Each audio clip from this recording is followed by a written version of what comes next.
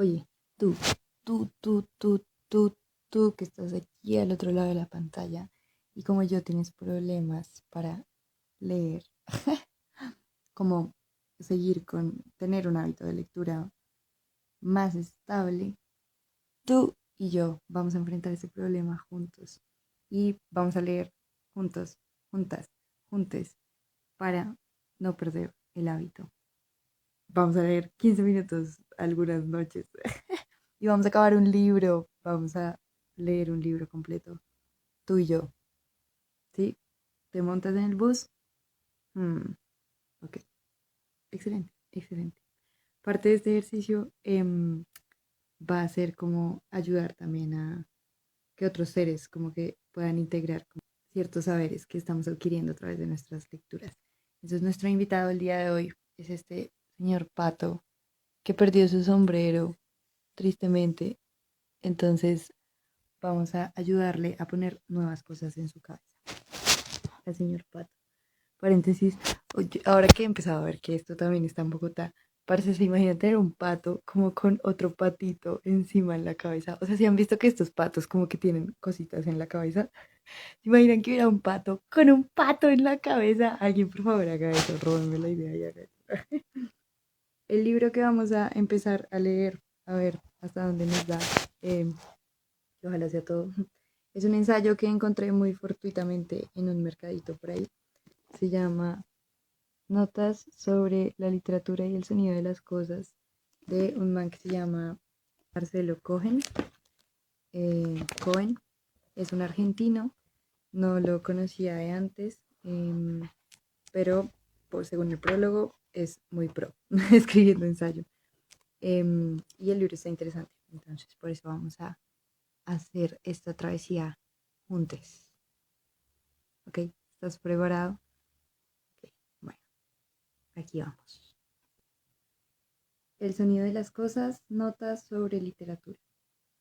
Ahí están las cosas, acumulándose pese a todo, ni al acecho ni a la espera, porque, como se sabe, esperar o acechar son actitudes nuestras. No llegamos a las cosas, aun cuando las tocamos, siempre se entrometen las palabras. Las cosas son lo otro del humano y lo mismo. Recuerdan o delatan, callan, se resignan. Son utilidad y redundancia, opacidad y poder, deseo y repulsión, desintegración y permanencia. Son lo que somos y lo que seremos. Este tema absorbió por mucho al pensamiento del siglo XX. Hoy no es tan así. Por eso emociona ver cómo se afanó la literatura por ofrecer el lenguaje a las cosas, por poner la poesía sobre el uso y la neurosis, como condición de una política de la vida no gestionada por la instrumentalidad. Tomemos unos pocos hitos. En 1907, después de un periodo de crisis, Rilke publicó los nuevos poemas. Se había propuesto hacer poemas cosas, pero no cosas plásticas escritas, sino realidades como las que surgen del trabajo manual. Eran cuadros anímicos compuestos con una conciencia de hermandad con lo distinto de él, sin suspiros ni gritos intempestivos. Cada vez me serán más familiares las cosas y las imágenes cada vez más contempladas. En 1912, desde el castillo de Duino, escribió: He experimentado que las manzanas apenas comidas y a veces durante la comida se transforman en espíritu. Era la época del desasosiego por la limitación del mundo a un lenguaje caído en palabrerío. Se acercaba el paroxismo de la técnica industrial en la maquinaria de destrucción. Rilke abjuraba de la palabra que no fuera susceptible de disolverse en la boca. En 1920, Virginia Woolf publicó el cuento Objetos sólidos. John y Charles, dos jóvenes con promisorios futuros parlamentarios, caminan por una playa. John, que no está muy conforme con los negocios políticos, hunde la mano en la arena y encuentra un pedazo de vidrio tan pulido que parece una gema. Lo intrigaba. Era tan duro, tan concentrado, tan nítido comparado con la vaguedad de la costa brumosa. No tiene idea de qué es eso, qué fue antes. Atónito y fascinado, empieza a recorrer vías de tren, baldíos y casas abandonadas en busca de cualquier cosa más o menos redonda, quizá con una llama muy adentro, y acumula tantas que le sobran hasta como pisapapeles. Desde que el hallazgo de un añico de porcelana con forma de estrella lo desvía de un mitin electoral, la carrera política de John se desvanece. Pero él no se frustra en absoluto. Lo que le importa es la críptica expansión del mundo que está experimentando. Esta historia inolvidable había surgido de una aspiración programática de Woolf, que los relatos pudiesen ser como pedazos de vidrio que, afectados por una larga erosión y enterrados, bloquearan los juicios de valor y modificasen el alma del que los descubriera en otro contexto. Qué lindo. En 1934, William Carlos Williams, habiéndose desviado ya del mandato poético de Ezra Pound, tratar el tema de la manera más directa, usar las palabras imprescindibles y acordes, verso con valor musical pero no machaconamente regular, hacia una indagación del mundo social y natural humano centrada en detalles, escribió el poema Entre muros. En las salas del fondo del hospital donde nada crece hay cenizas, entre las cuales brillan pedazos de una botella verde. En el objetivismo de Williams, un poema era una suerte de ícono austero que debía aunar la cosa, la mirada veraz y el sentimiento. En 1937, Paul Valéry tomó un caracol marino y después de un libérrimo ejercicio de observación analítica, el hombre y el caracol, de describir la espiral de la concha, la justa asimetría de las dos hélices, la iridiscencia y el parentesco con la flor y el cristal, después de recurrir a la teoría de la evolución y la morfología y conceder que el hombre podría fabricar algo así, se rindió elegantemente. La solución religiosa no era más satisfactoria que la cientificista. Sin caer en el mito ni la ilusión, no se podía explicar no solo quién había hecho eso, salvo la naturaleza viva, sino por qué. En nuestra mente este cuerpo calcáreo, pequeño, hueco y espiralado, concita muchos pensamientos, ninguno de los cuales concluye. Pero mirarlo bien le había servido para esclarecer qué era él mismo, qué sabía y qué no. Solo sé lo que sé hacer. Y entendió que, si la necesidad del caracol había impulsado un desarrollo en su casa, así procedía la obra humana de arte, de la idea o el plan a la realización, con el azar de por medio.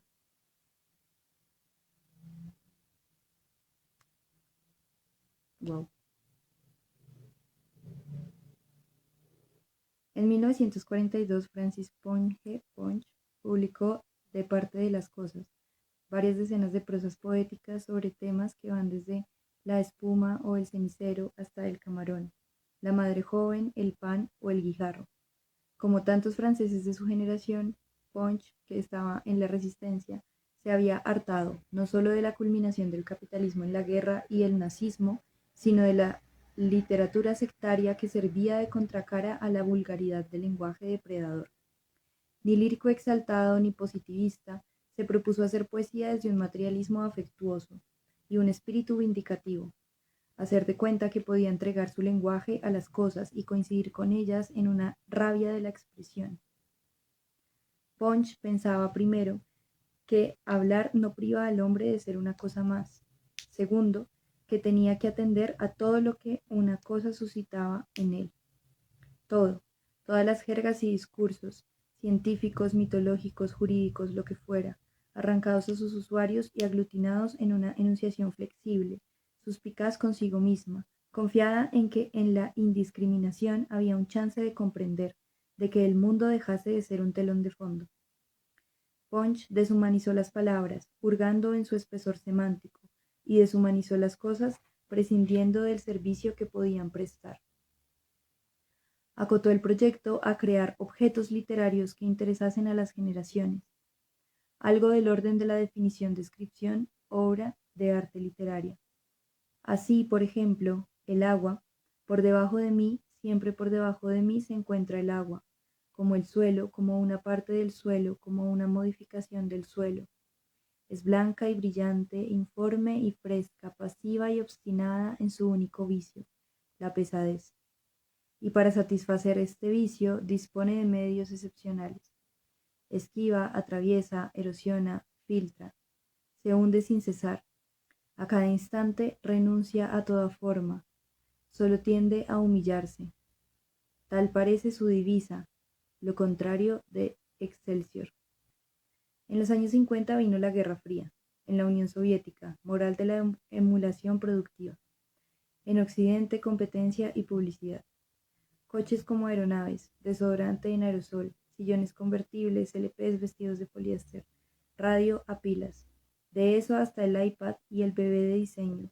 Lo que sucedió fue el fin de las jerarquías, no en objetos singulares como en Punch, sino en la indistinción del deseo de consumo. En 1953, el dispensador de comida del bar automático entra en la literatura con Las gomas, de Rob Grillet, la primera novela policial fenomenológica. Metódicas, impersonales descripciones de situación centradas en los objetos sustituyen a la psicología y las razones de los personajes. En el Nouveau Humain, dijo Rob Grillet, los objetos no están para describir al sujeto, ya no son de propiedad humana, están en sí, privados de significación. En 1965, George Perec publicó Las cosas, una novela que es a la vez una tragicomedia sobre el apetito de poseer, una profecía sobre la saturación y un acelerado juego de clasificación. Jerome y Sylvie, psicosociólogos de veintipocos años, hacen encuestas sobre la recepción de la publicidad, pero lo que creen la evolución del gusto es una falacia. Ellos también compran y desechan y vuelven a comprar. Son puros medios de un deseo omnívoro. Y la novela que protagonizan, una enormidad de enumeraciones, es un hacinamiento donde cada objeto brilla un momento y enseguida aterra. La filosofía ya no hablaría de autenticidad, sino de espectáculo y seducción. En la literatura, el tema cosas iría cayendo en la melancolía y al cabo en el olvido. Algo vincula estas obras y otras de esas 5 décadas. Es un impulso de salir del maniático soliloquio humano y la paralela certeza de que solo desajustando el lenguaje se podría ver de veras lo real. Después está la invención de procedimientos que hagan parte del trabajo sin que intervenga mucho un sujeto dudoso, siempre condicionado u ofuscado de romanticismo. Por fin, la deliberación de consumir aparatos u organismos verbales que tengan la indefensión, la duración variable y la impavidez de las cosas.